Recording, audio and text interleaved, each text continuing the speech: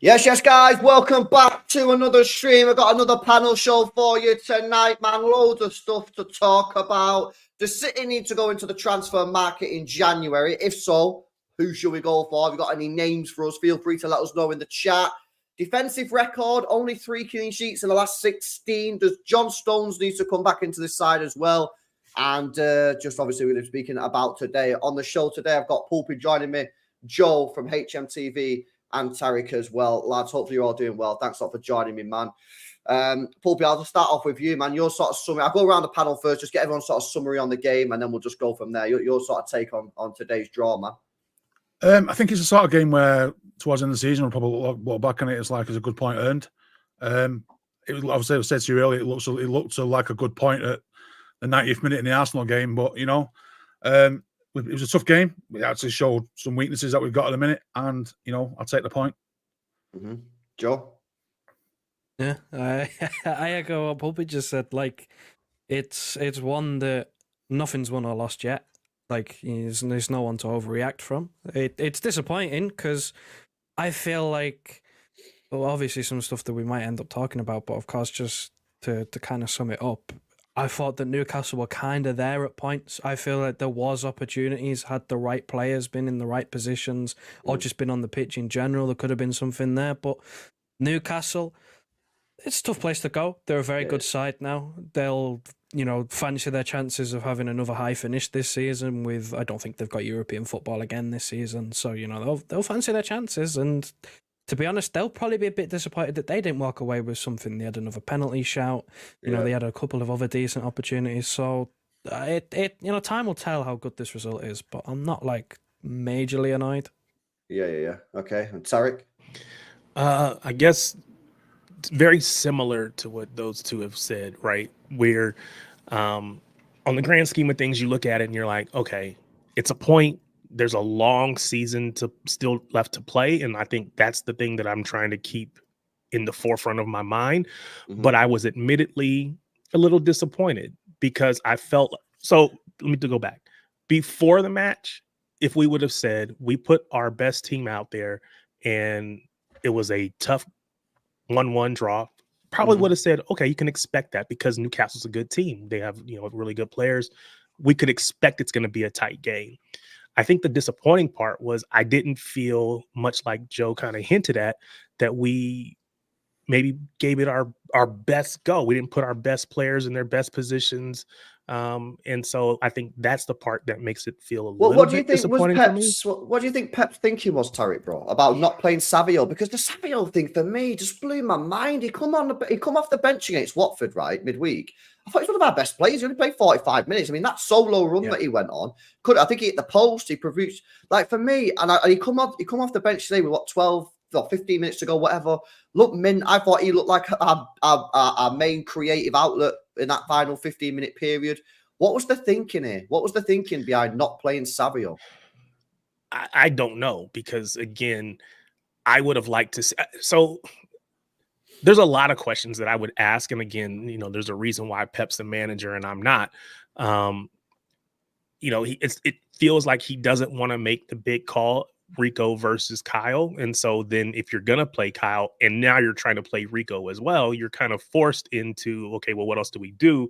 Do you play a double pivot of, if you're going to play Rico, he's playing a double pivot. But could you have played Gundo there and moved, or could you have played Bernardo there? What about Foden? What about Savio? I think there was attacking threats that were on the bench that could have helped early on. But again, it's hard to, I never want to be in a position where I'm trying to question Pep, but I guess there's times where I do. It's like, what are we doing? Because some things feel obvious, and based on Savio's or Savinho, whatever we want to call him, based on his impact in the games that we've seen thus far, it feels like he has to be on the pitch. I agree. And, to wait till I think it was 65th plus minute, it just feels like there was a waste there. Yeah, 81st minute until Savinho come on. Yeah, that's ridiculous. That for me, I just think he's mint me. And I just think that I think for me, Bernardo Silva, I'm going to be real with you. I think the era of a right wing Bernardo for me, I think it's probably over. I think Bernardo now for me is a midfielder. But the sad part is I can't speak for anyone else. I know for me and my show bros, we've been calling for that since last season. So when we brought in Sabio, we knew we had Daku. We saw how well Bob was playing. We were under the impression that we weren't going to see Bernardo right wing this season. And of course, injuries happen, but it's a crutch. I think it feels like it's a crutch for Pep. And so he just leans on that instead of, I don't know. I don't mind Bernardo. I think he's a great player, but I just don't want to see him out on the wing anymore. Yeah, I'm with you. Well, like you, Pulper, you're nodding your head. Yeah, I feel like we had too many of the same players on the pitch in that sort of area. Had Gundo, all these little tight passes. Well, Rico Lewis, I think, was probably did what he does most of the time. He plays as like a pivot, but he's quite far forward. And he's taken up. We had 4 players literally right behind Haaland all the time. He was crying out for some width on that side. I feel I agree. Now's the time we could use with Bernardo in the middle, because he never gives the ball away, and that's what we're crying out for in central. And that was what maybe, like, I don't know, was Savio injured, still carrying a bit of a knock? He has took a bit of pace in a few games. I thought maybe that's the situation, but I don't know. Yeah, maybe he just had 15, 20 minutes in him. I don't know, but that wouldn't sort of like not put Doku on either, Yeah, I think I don't know. I think the way Newcastle were playing that second half, I think maybe he decided to just keep it tight, because they upped the tempo so much that if we'd have put a winger on, he got basically overrun, then it's a mistake, and then we're going to be on the back foot. And I don't think he wanted to do that, especially considering that a point's quite a good result at the moment. Yeah, it is an interesting one, because, like I say, for me, Bernardo, now I think Bernardo should be exclusively used as a midfielder. Now, if Pulpy's right, and I did sort of suggest this in the watch along, maybe Savio's got some sort of knock, and that's the reason he didn't start. I don't know, but the fact that he come on at the same time as Doku sort of indicates to me that it probably wasn't. It probably a tactical decision. If he's got a knock, then fair enough. This is why, for me, I really think that the injury to Oscar Bob is worse in terms of how the impact for the team and the squad is than people realise. We spoke about it before. I think Oscar Bob is so sort of like perfect for this system right now, because he gets goals, he gets assists. So you look through the players on the wing, none of them really gets goals or assists. And I really think that we're missing Oscar Bob. It sounds mad because he didn't really play that much last year. But when you look at him in pre-season and you look how he was playing, I honestly think that Oscar Bob this year would have played so many games. And I look at the side and the way we're playing, boys, and I feel like we're massively missing him. And I hope, I think, is he meant to be back in like December, chat? Is he meant to be back in December, I think? So hopefully he gets back soon. But yeah, a bit of a weird one in terms of the starting 11. Kyle Walker started at right back. Any surprises there, given the fact he's not played particularly well since he's come back? I think I've said a few times. I said the last time I was there, I think Kyle Walker will start most games this season, and it's sad for Rico, but I think he will. He's the captain, right? He's going to be in most games, 9 out of 10. Yeah. We are crying out for somebody in midfield, so I think that kind of sort of like is set in stone now that Walker will start at right back and Rico will probably get game time where he is today. Yeah, I think for me though, with the Walker thing is, I think he played all right today. But then, like, for their goal, everyone is in the line, and then he's the only one that's playing him on side. And it's just like, it's like the Watford game. I thought he played well against Watford, and then he's involved in the goal.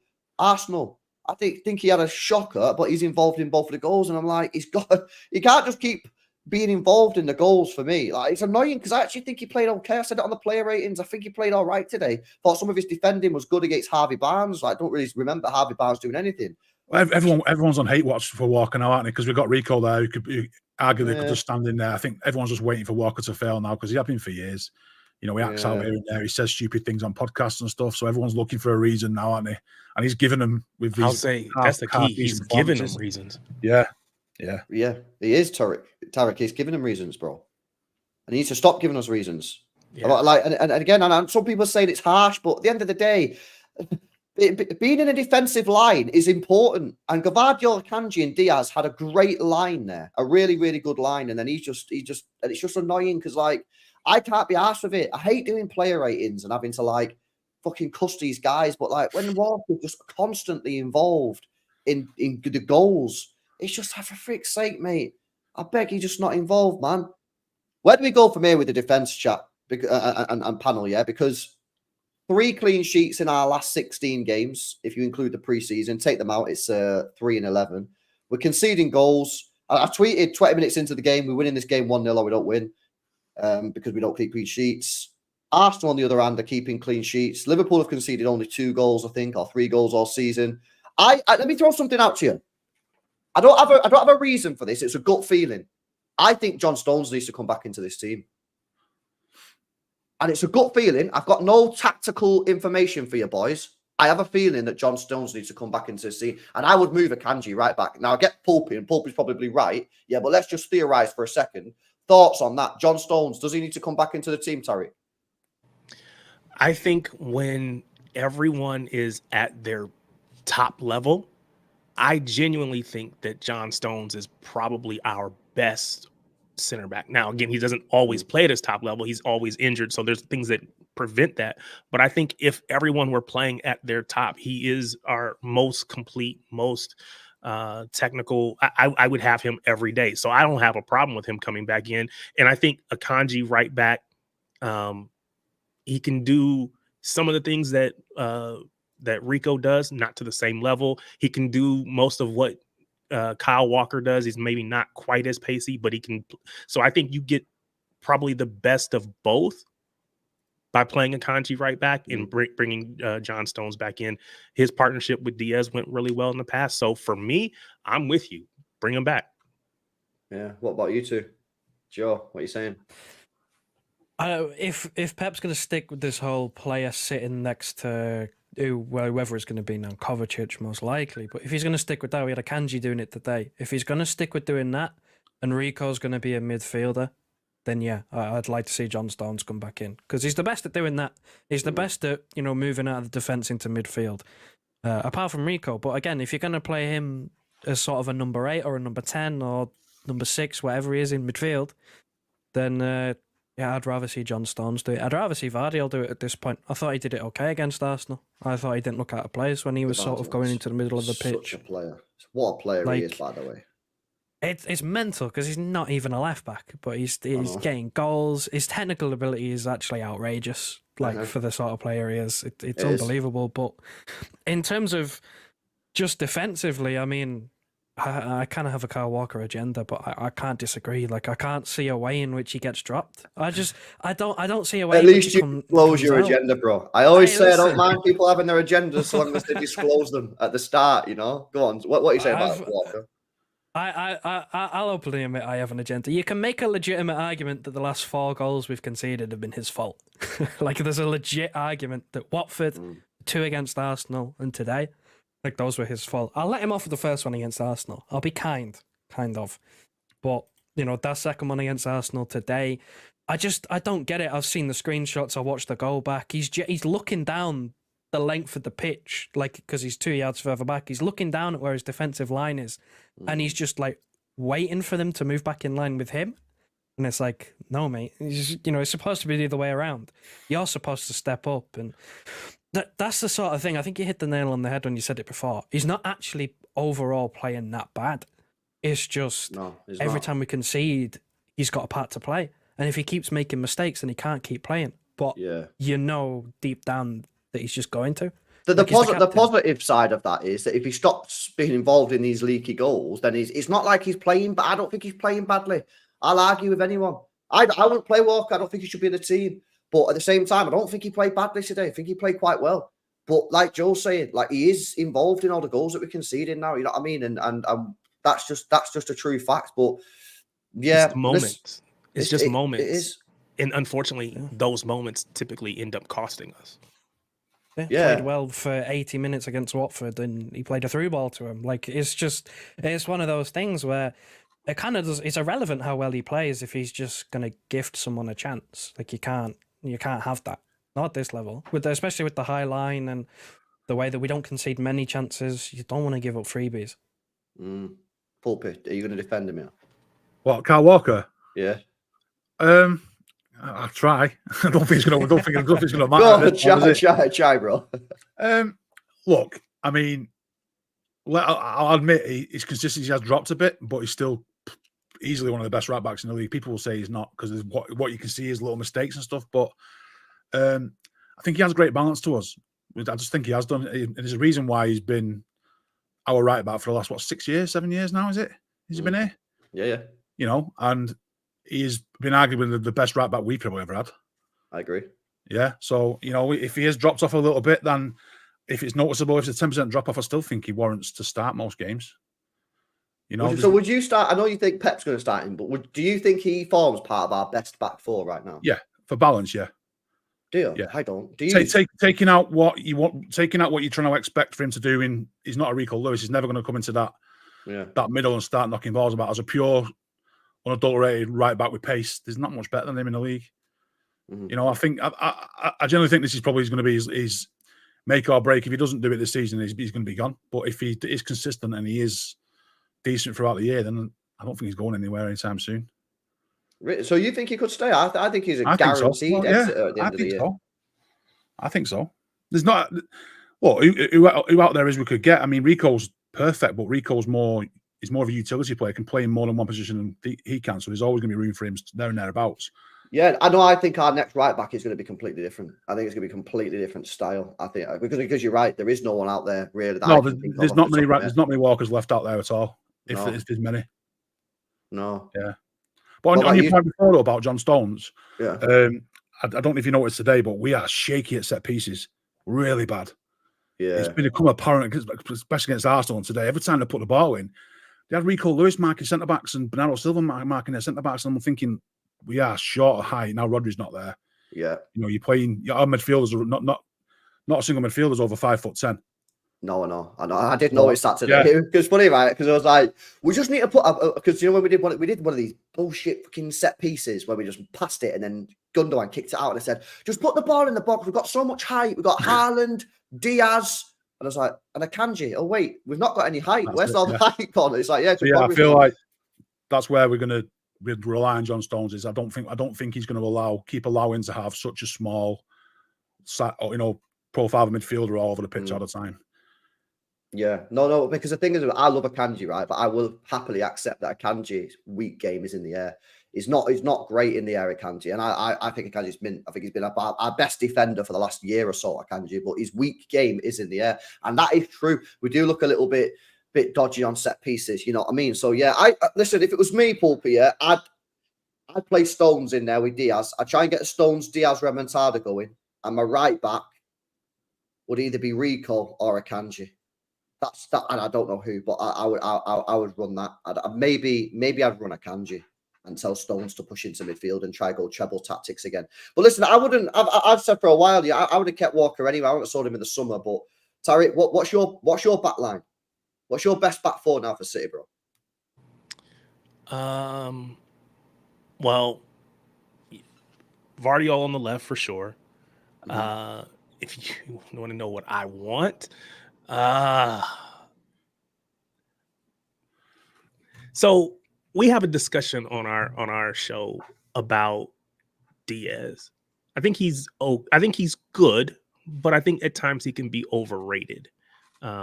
So I don't mind Diaz, but I would probably go Stones. For me, I would probably go Vardy on the left, Stones and Akanji, and then I'd probably go Rico Lewis on the right. And that sounds crazy for a lot of people because, you know, a lot of people are really bought into Ruben Diaz, and I think he's good, but I don't think he's necessarily great. But, you know, that's just a personal opinion. Wow.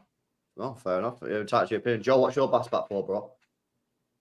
At the moment, Vardy or Diaz, I'd stick Rico in at right back.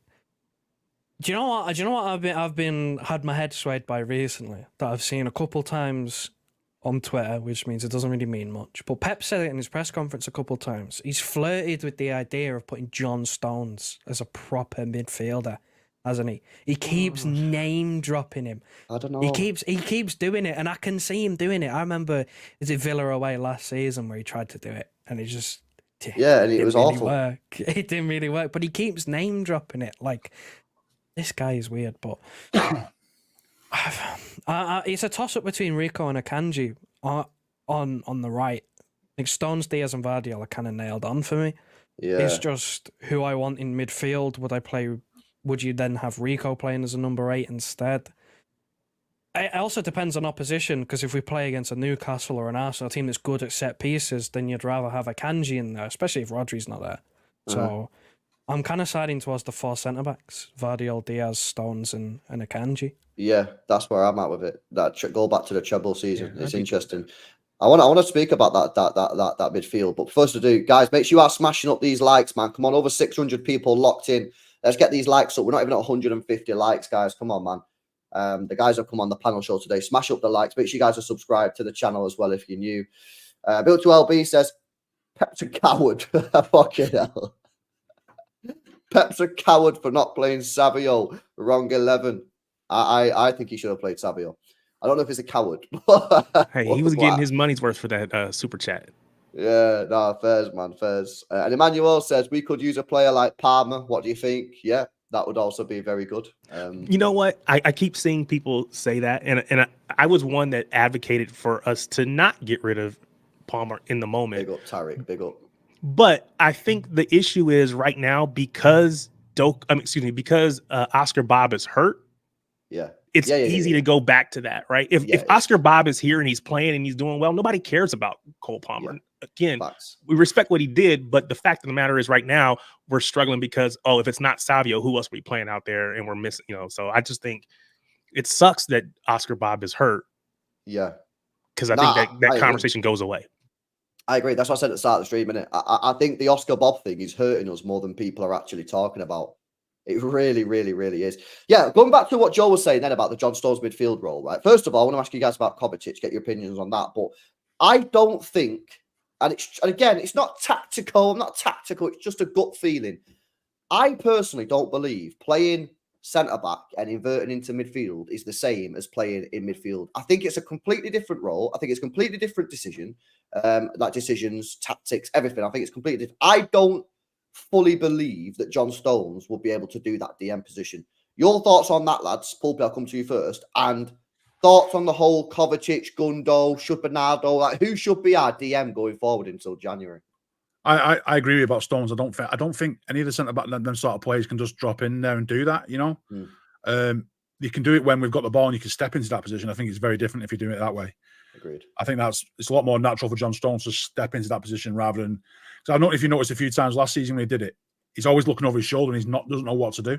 The same way like Trent got a load of abuse in the summer for being out of position. It's unnatural for them to be in there. It's very, very different from what they've played all their careers. Now, stepping forward when you can see the whole pitch is very different. So I don't think Stones naturally fits that role. But in terms of the other stuff, I like Kovacic. I think he's brilliant. He very rarely gives the ball away. He's super reliable. I think Gundogan showed how off it he is at the minute today. I think it was probably his poorest performance. I had to give him a 3 out of 10 on the he's honked the place out of it, didn't he? But wow, you were a rare person who was against this signing, to be fair. And listen, it's early days. I'm still putting it down to rustiness, but you to be fair, I said a lot's changed since he's gone. We've changed. Things have changed. He's going to get up to speed and stuff. I think once Foden's back, I think he'll probably just drop out of the team a bit, and he'll get his chances. I just think he doesn't never go back, mate. But I can't deny I'm happy that he's here. But it's like today's sort of showed he was a yard off it. Yeah, it just doesn't feel like the same player we had. Yeah, I'm putting it down to rustiness, man. I have to, you know what I mean? I'll judge him after the international break. He's got Bratislava. Yeah, I play him against Bratislava. I play him probably against Fulham, right? And then after the international break, that's when I'll start judging him, because that's when he's had number of games. Then he'll be fully up to. He didn't have a preseason with us, remember? He'll come in. He's had a few games after preseason. That's when I'm like, right, Gundo, I'm judging you. But yeah, today, yeah, man, he's not. When he's been at Barca for that year, is the standard. The standard. He'll probably admit it when he's all done. The standard drop off between playing in that league every week and the training sessions to be able to be at the level he needs to be at to be able to come to our team. It's off it. Well off it. Yeah. So I feel like he's going to need probably until December to get up to speed. Yeah. It's quite possible. It's quite possible. Joe, what are you saying on this John Stones thing? You having it then? I mean, I opened the can of worms, didn't I? No, I'm not having it from the start. I'd be okay if we ever get a game, where we're comfortable, say we're like at home, 2 or 3 goals up, and then maybe he tries it for sort of the last half an hour. I'll be okay if he wants to try it, but not like I won't hang my hat on it and say that it's something that I'd start him in, because I don't think that's going to end up well. It's not the same. It's 100% not the same. You are right, but in terms of who else you'd play, I mean, as long as we tell Kovacic to stop shooting, because he genuinely had attempts that were closer to the corner flag today. As long as we tell him to stop shooting, I'm all right. If we tell him to just, sit there and focus on the defensive side and keeping the ball moving, then agreed. I'm more than happy with it. I'm more than happy with him to sit in there. But the shooting kind of has to stop, because I know he scored against Chelsea in the first game of the season, but like some of his shooting just makes you go, wow. Like, how is it that bad? I if I was Pep, man, I'd fire him every time he had a shot, bro, because like it's not his game, man. Keep him moving the ball. The way he carries the ball's brilliant. The way he never loses the ball's brilliant, man. But there's a reason this guy's not scored more than 3 goals in a league for over 7 years. Yeah, it's because he's not good shooting, man. But I agree. He needs to play deeper, progressing the ball up. You don't want him shooting. Nah, you don't want him doing that. The problem is he scored a cracker against Chelsea, so now everyone's gassed him up like shooting. But I like Kovacic. I think he played okay today. I think, if it's me, boys, I think Kovacic is my DM until January. And then I don't know about you, but I think we've got to go in the market. On fitness, I think he's got to stay. He starts more. If he's fit, he'll start. Kovacic, he has to. I assume you're talking in a 2. You know if what? Whoever comes up from the back line. Yeah, if it was my system, Tarek, I'd have John Stones pushing into midfield. I go back to treble year, and my 2 midfielders, but next to Kovacic would be Foden and De Bruyne, and I'd just go for it. I play Grealish on the left, Savio on the right, and I'd go for it. I don't want to see this like Paul was speaking about before. Like all the players are very samey. Yeah, get me a control lineup. Get me a back 3 of Gvardiol, Diaz, and Akanji, right? Or Walker, whatever, provided he stops leaking goals. Get me Kovacic and Stones in the middle. Get me Foden and De Bruyne, Savio, Haaland and Grealish. And let's just go for it, man. Let's just go for it. That's what I'd be doing. But January the 1st, we need to be buying someone. We do not have enough players in this team. We do not have enough players in this squad, man. I keep on hearing that we've got enough players in this midfield. We don't have enough players in this midfield. We've got Gundogan, who's 33. Kovacic is in his 30s. Kevin De Bruyne's injury prone, also in his 30s. Foden's not playing for some reason. Nunez is not trusted. Yeah, we have to sign someone in January. I don't see a world in which we cannot sign someone in January. If Zubimendi's there, for 50 million, I think it'd be ridiculous if we don't go and activate that clause, lads. I really do. I heard you talking yesterday, saying about like how I think it was Martin said that you have to accelerate a signing from the summer. Yeah, the time that worked was Laporte. We accelerated the signing of Laporte, didn't we? And that was absolutely perfect. Agreed. So I feel like we're going to go and absolutely throw some money at someone stupid in January, or it'll be just a stopgap someone here for the year, 18 months. Have you guys heard about this Samuel Riki guy that the news is picking up? Yeah. Picking up pace, plays for Torino, Samuel Riki. A number of sources are now saying that Manchester City are interested in Samuel Riki from Torino. 23 years old. He's played about 90 games for Torino, 90 games from Empoli as well, 4 games for Italy. I don't know anything about him, lads. I can't lie. I've never seen him play. I don't know if any of you guys have seen him play, but apparently that's the guy City are in for. Can't say I have. No one's seen I'll it. say I'll be some sort of superstar accelerating it massively, or it'll be somebody under the radar like that who's just going to come in and fill the gap for a year, because it will be a year before Rodri's back. Exactly. It will be 12 months. It'll be 12 months before he's back. Next December. Yeah, it'll be 12. It'll be solid 12 months from me before he's even back. Really, do much. He probably won't even start the season. Exactly. It's next December, January 2026. Deep that for a second, chat. 2026 until you see the best Rodri, because if it's what they reckon 10 months, right? What's that take us to? Like August, June. July. So, bro, like you think he's going to come back in August, September next year in basically pre-season, just start playing mint? No, he's not. He's going to take time. He's not going to kick a ball and come back and play mint. Look at Van Dijk. Van Dijk's a perfect thing. That guy was not good for 18 months. It took him 18 months to get back into it. So For me, you have to go get someone big. I don't know about this Samuel Riki. Torino are playing tomorrow, 11:30. If he's in the starting 11, and I'm not too hungover, I might do a watch along for it and see what this guy's saying, man. But for me, I'm going to be real with you. Like, it's not the type of name that I thought we'd be looking for if we are looking to sort of advance us. You know, we should be looking at Barella's. Is it hard to get someone like that out of Inter Milan in January? Of course it is. But, like, I'm not being funny. We spent 25 million in the summer. So if the club has to spend a bit more to try and get someone like a Barella out the club or someone like that, or Zubimendi's 50 mil release clause, just go and get Zubimendi, man. But I don't know, Tarek, Joe, either of you two think that we don't have to do business? Because for me, we absolutely do. Got to do something, because I can't guarantee that Kovacic will stay fit. He's got a bit of an iffy injury record as well, so you can't even guarantee that he's going to stay fit to be able to cover. So you're going to need to get him some cover or some competition, because I don't know whether Gundogan can hack playing as a 6 anymore. Again, in a couple of years, he's not the same player that we used to have in, what was it, 2018-19, when he was doing holding midfield role when Fernandinho was out. It's not the same player. Like, This is Kovacic, by the way. Yeah, like, it's not a great injury record. Since he's been here, he's been okay, but when he was at Chelsea, it was, so on and off, and that can come back again, because when we all saw what happened with Haaland, treble season, he was fine, pretty much. Yeah. I think he missed, a month? He was out, December, January of the season just gone last season. He was out for 2 months with seemingly nothing. Like, that can just happen. So I think we need to do something. I don't know who it would be.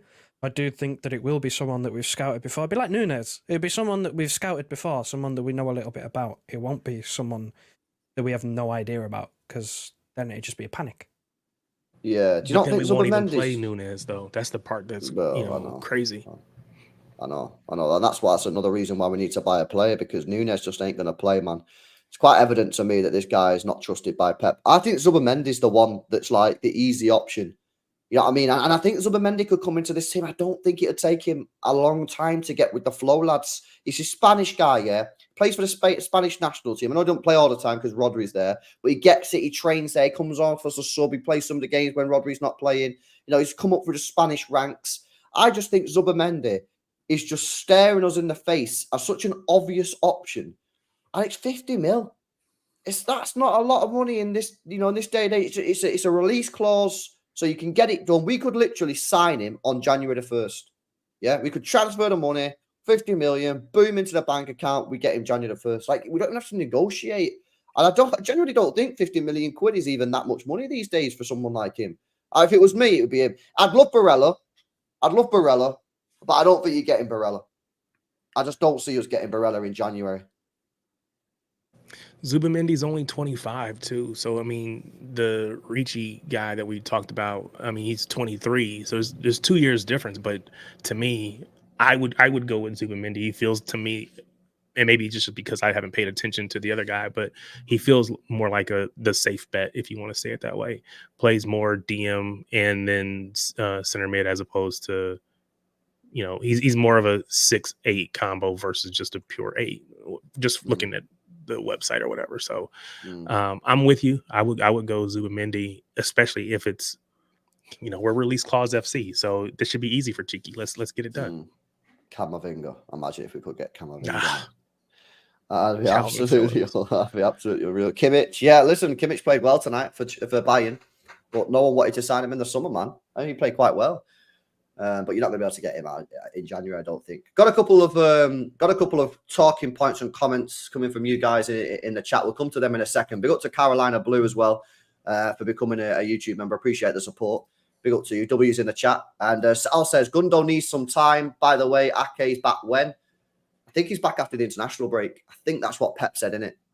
Anyone remember? I think he said when he got injured he's going to be back after the international break. So yeah, but he's not. Watch him be out for longer, though. Watch him be out for longer. He probably will be. Guys, make sure you are smashing up the likes. Make sure you guys are subscribing to the channel as well if you're new. Before we come to some of your questions in the chat, because there's a little tab open in the chat, guys. You can go to the Q&A section, yeah, and then you can put your question in there. So it's got like its own little section. We'll go through it. I'll ask the panel your guys' questions. So get them fired in. Creativity-wise, Foden come off the bench, Ginny. Didn't do a great deal, but again, it's in that scenario, coming off the bench can't be easy. Grealish for the first goal, I thought did absolutely magnificent, lads. I can't lie. But people are still cooking him on the timeline. Doku didn't really think did much. Savio did really well. We'll start with Grealish because everyone loves speaking about Grealish. Thoughts on his performance today, boys? I thought for the goal, I thought he did really, really well. And actually, I actually think he played all right. I gave him a good rating. What are you guys' thoughts? Yeah, I thought he played well as well. I think, again, we knew based on how, honestly, poorly last season went, he needed to show more this season, not going to the Euros and all that. It kind of lit that fire. We were expecting to see a improvement from him, and I think he's done that. He's come out. He's been much better than what I perceived him to be last year. So I just hope he can keep that momentum up. Sometimes I think he's had moments where he's been really good and then he's gotten injured or whatever. So just for me, it's just hoping that he can stay healthy and maintain that consistency. Yeah, he's got to stay fit, innit? He's got to stay fit. But, I think he played well. He played well off. Grealish played well, yeah, after when he come on for 12 minutes against Arsenal. I thought he did more than Doku did in that whole game in 12 minutes. And I thought he was better than Doku today. To me, I thought Doku, come on, didn't really do anything. He put one decent ball in the box, which was too high for Foden. I would have kept Grealish on, but he's got to stay fit. He's got to stay consistent now, innit, Pulpy? I think this is his level now. I think this has to be the bare minimum in every game. He can't drop below this because he will be getting taken out of the team. If he's doing these 7.5, 8 out of 10s every week, then there's no reason why he shouldn't be starting every week. This is, like I say, it's got to be the bare minimum. He has to take players on. He never gives the ball away, and he's always good for get one of their players spicy. He was always winding someone up like that. Tonali today, he was in. There's always somebody out there that's got it in for him. So I think we just need more of the same. It'd be nice to get some more end products. Get more shots off and stuff. I saw like a little it's something that City posted about getting shots off, and he says every time I get a shot off, it always gets blocked by someone. Yeah. Like, let's just get some more shots on target. He's been listening to LB. he's heard the criticism. I don't even criticize him anymore. Criticism's too hard. No, I do criticize him, but I just laugh now when he has a block shot, bro. I can't lie; it's just funny. You know what I mean? Every shot, and the thing it's funny because he knows it. He knows it as well. Because Pope is saying, if you've not seen the clip, guys, I think I retweeted it last night. Actually, I can't remember, but yeah. Obviously, Grealish knows he has block shots because he was speaking about it yesterday on a show. What was that show, Pope? Was it like Inside City thing? Inside City, I think. Yeah, behind the scenes stuff. Yeah, but yeah, Joe Grealish. Are you backing it? Do you think he played well or not? Yeah, I thought genuinely there's an argument to make that he was, for the first half, best player on the pitch for us. Thought he created well. Thought he did well to, draw fouls, get multiple Newcastle players on bookings. Second half, I think he lost his head a little bit when him and Tonali were having a go at it in the corner. Like I thought he was in danger of boiling over that one, so maybe that's why he was taken off. Because we know he can get feisty, but again, this is the level. Like again, he did well coming on against Arsenal. He's again did more than Doku did today, but he had more time. And I think Doku should probably be on the bench for the upcoming games. I think Grealish should keep his spot. I think you're looking at Grealish on the left, Savio on the right. That should be what it should be if we want to win games. Things like that's probably where your wing partnership should be, because having Doku can come off the bench against tired legs either side, inject a bit of pace. That could be something that works after you've had Grealish winding people up and winning free kicks. And again, like, he's a creative player. I know we've got a little bit of a problem with creativity. The midfield today was just an absolute nightmare with the personnel, but Grealish still managed to create. He was still an avenue that we could use. I'm not like a big SofaScore guy, someone who goes and says, he's got a 7.4 green rating on SofaScore. He had 4 big chances created. Bro, Gundogan had a 7.5 today on SofaScore. Stinker. Do you remember when he tried to chip Nick Pope from 40 yards? He waited for him to be back on his goal line. Yeah. Absolute stinker. But 7.4 is like Walker against Arsenal. I think Walker was our highest rated player against Arsenal on SofaScore. Yeah, you can't. When I do the player ratings, I do the stats because I like reading out the stats. But you can never just go off of the stats, man. Like the stats do not tell the story. You've got to use your eyes, mate. Like the stats are absolutely ridiculous. But yeah, listen, the winger situation is interesting. I think one thing we all agree on is Savio has to start every game, like every big game, every Premier League game going forward. Like it just has to be. Guys, smash up the likes, man. We are going to come to your questions now before the end of the stream. Hit that thumbs up button. Make sure you guys are subscribed to the channel as well if you're new. If you want to go and check out the player rating stream, that's over on the second channel, More LB. You'll find the link in the description, so go check that out as well. Right, let's have a look at some of these some viewer questions.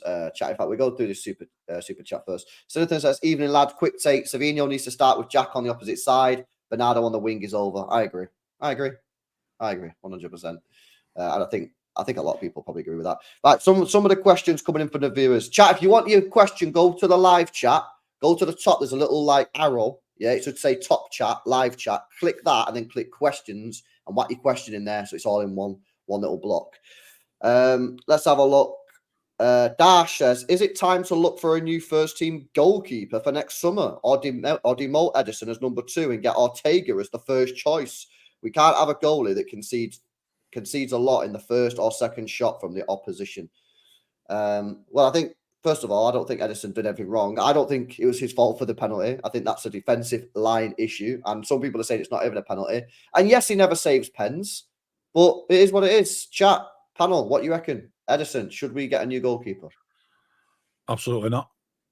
He literally is so vital to where we play. It's like having an extra outfield player for most of the game, unless he has to make a save. He's that good. You know, what other goalkeeper can you doing back heels to keep possession? You know what I mean? I would prefer he doesn't do the back. Yeah, no, keep that for the training pitch. Yeah, I'm with Tarek.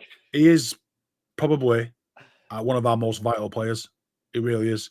Yeah, it's because look at the way football's changed in the last 6 years, 7 years with Pep and that. Goalkeepers were never doing what he was doing before he came in, and now they all need to do that as a bare minimum, right? Mm-hmm. So he's changed the game, and I don't think there's many out there that can do that as good as him. So yeah, I don't think we can add 5 more years easily. Who would we get as well? There isn't anyone, is there? There's People no talking to me about that Maignan, right? I'm not being funny here, but I watched him a couple of times now, right? Nah, sorry. Don't see it. You're telling me he's better than Edison? Nah, just needs to wait a few 4 or 5 years and just get an Edison regen. There'll be one out there somewhere. Yeah. Facts. Joe, you want to replace Edison, bro? Absolutely not. I really don't see where this has come from. Are we forgetting Watford? Ortega conceded with his first shot on target against Watford. Remember the one that Watford got disallowed as well? He conceded from his near post. Like, let's not pretend like Ortega hasn't had his bad moments as well. Like, I really don't see the issue with Edison. You want him to save everything? Is he the reason we're not keeping clean sheets? Like, I really don't see it. Sometimes... No. Sometimes it's bad. Sometimes it is bad. I won't defend him on everything.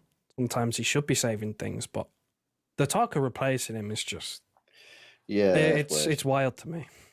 Craig, big up Craig, says, "If Edison doesn't sign his contract extension by March, City will move him on in the summer and look to move a Porto goalkeeper, Costa." Well, yeah, I think he's got 2 years left, innit? I think he's got 2 years left on his deal. Is that right, chat panel? Has he got 2 years left? So. Yeah, he's got 2 years left. So if he doesn't sign a new contract, City will probably have to sell him in the summer because they'll want to get a fee for him. And then they'll have to move for someone else. And maybe this Costa guy, I don't know, never seen him, so I don't know who he is. But yeah, maybe we all know he wanted to leave in the summer anyway. Next question. Can this current City team compete with Real Madrid? Or wait, what? Can this Man City team give Real Madrid a good fight? I don't see why not. Yeah. I mean, I don't think they're playing. I've not watched them yet, but I'm watching tomorrow in the derby. But I don't think they're playing particularly well. If you look at them on paper, I think they are more scary than they are in person. Yeah. Watching them on the pitch, it's okay, it's whatever. We've played Real Madrid, and I think you've said this before, LB. We've pretty much played them off the park 3 of the 4 times that we've played them the most recent times. So we didn't get wins in all those, but I'm not afraid of Real Madrid at all, to be honest with you. They're good, but I'm not afraid of them. Yeah, So don't no, get me wrong. I don't have any fear about that at all. Sorry. If we draw them in a knockout game, they will come to the Etihad and it'll be the exact same result as it was last time. We'll just absolutely paste them because we're in Ancelotti's head now. There's no way he can do anything else other than what he thinks might work. So yeah, I'm not worried about Real Madrid. In a one-off game, absolutely, yeah, because if anything's going to fall on, if the dice is going to fall anyway, it's always going to fall on Real Madrid, right? It's just the way it goes. But in a knockout game, I'm not worried about Real Madrid. Not a chance. Okay. Joe, Barcelona apparently want to get rid of Frankie de Jong. Do you think City should get him? I don't know. I think I don't watch a whole lot of Barcelona. I just don't know whether he's the sort of player we need. Like, how much is it going to take to get him out of Barcelona as well? He's on something ridiculous like €700,000 a week as well. Like, that is absolutely senseless. I don't know how he's managed to get that sort of money. Would he be up there? I genuinely have no idea because I think he's an 8. Again, he's another one of these players where I view him as more as an 8. We saw what happened today when we had about 4 8s on the pitch at once. It just didn't work. Yeah, I think he stinks of him going to United for the same sort of contracts he's on now and just stinking the place out. Yeah, they have wanted him for some time as well. I don't think he's good enough for our team. A few years ago, when he was trying to nick him before he went to there from Ajax, obviously I'd have took him then because he would have been a very, very different player. Yeah, his stock dropped. He's just not developed, not developed properly though. Yeah. Okay, interesting. Let's have a look. Who would you? Ed says who would be your starting midfield moving forward with KDB dipping in and out? Well, I've told you mine. Mine would be Kovacic, De Bruyne, Foden, with John Stones pushing in at centre back. Tariq, what would your midfield be going forward? Starting midfield. I think you said it right. So it's Foden and KDB, Kova with either Stones or Lewis stepping in from inverting in. So yeah, I think that's. And then you have Gundo coming off the bench. And I don't know why Gundo has been playing as much. He needs to kind of work his way in. But yeah, I think I would go with what you said. Do you guys, Paul Joe, do you think we should just full send it and play Foden and De Bruyne when they're both back fit? Or do you think that's a bit too hard? But I don't think we can go for it, mate. What have we got to lose, man? I don't think he will. I think you'll probably see that Bernardo plays more in that 3 than them 2 would. He just likes to control, right? He just likes to keep that ball ticking across the midfield all day, like just across. I don't think you get that with Foden and De Bruyne.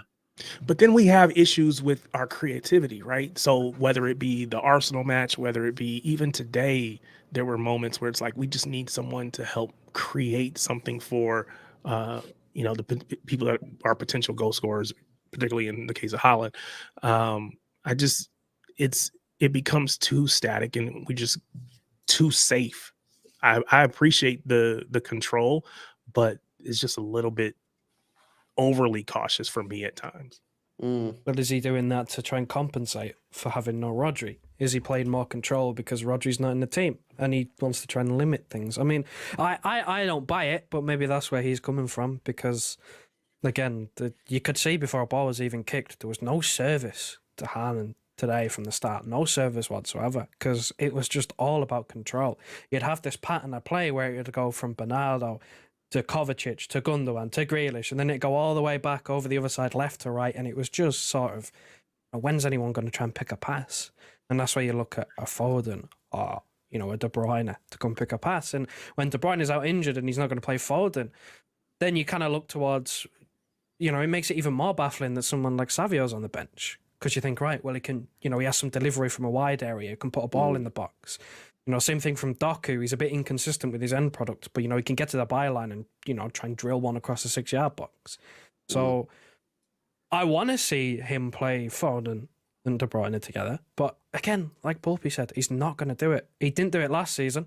He didn't. Whenever they played together, you had Foden, on paper, he was starting off the left. Yeah, and Vardy was going high and wide, and Foden was, inverting inside and becoming that extra midfielder. But they didn't start as like a midfield too. They did it a couple of times, I think. But they never had like a really solid run at starting in the midfield together with wingers outside them. So I don't think he'll do it.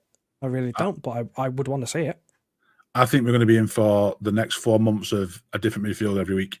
I just think we just better settle in for it because there's never going to be a settle 3 out of those. There'll be 2 or 3 changes every week now until he finds something clicks in Pep's head where he goes, that's what I'm going to stick with. It will be rotate, and it'll be frustrating to see when we're playing. It looks like we're not doing much, and he's sat with De Bruyne or Foden on the bench, and we're like, get him on the pitch, but he knows best, I guess. Like I say, for me, yeah, all I'm saying for this team is get me to January the 1st within 5 points to whoever's top of the league, and then buy me a midfielder. And then let's attack the second half of the season. Yeah, you can't win the league in the first 4 months, but you can lose it, right? Just keep me in touch. Get me to January the 1st, buy me a midfielder, and then let's go for it second half of the year. That's right. That's how I'd run this game. Yeah, that's personally what I do. Right, final question. Steve says, early days yet, but unbeaten in 2024. We just look lackluster. Do you think this is Pep? Or do you think it could be 115 related? Or do you think it's just tired players? I just think it's like at the start of the season, he's messing around with the team because he's trying to find out who's cooking, who's not cooking. He's trying to work out different systems. And like you got to remember, the first 3 games of the season, we played really well.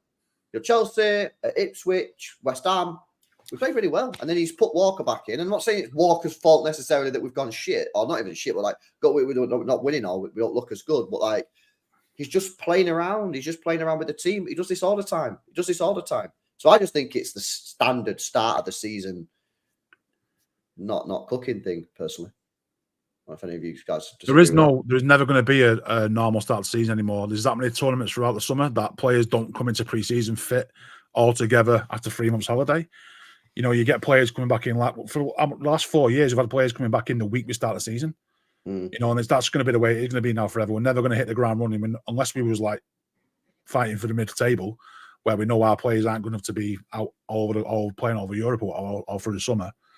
So I think just accept it that the first until this that first international break now, what comes in like end of September, whatever it is, mid-September, we're never ever going to be it. We're never going to win the first 5 games and score 27 goals. It's never going to be that. It's going to be stop-start players coming back to fitness, youth kids hanging around and stuff like that. We're never going to get the start we all want, where we come back to pre-season and everyone's had 6 weeks holiday, everyone comes back. We've had some amazing pre-season games and we're all fit and ready to go, because half the time we're starting pre-season with just 3 senior players. Yeah. That has an effect to the start of the season. You can't deny it. It's been that last way for the last 3 or 4 years. 100%. And the fact that Oscar Bob was going to go into our season this year being our starting winger, and then he breaks his leg. Yeah. I mean, we've had a rough ride this year with injuries, and we're only 6 games in. Do you know what I mean? It's tough, and sometimes like people saying to me like, LB, like this just proves that the transfer window was shit. I don't think the transfer window was shit. I give it a 7 out of 10. I think, right? You can't plan for a broken leg, and then you can't plan for an ACL within the space of a month or so just after the transfer window ends. This is why I say I will judge the club now and Tiki based off what they do off January. If we don't sign anyone in January, I think that's really poor, really poor.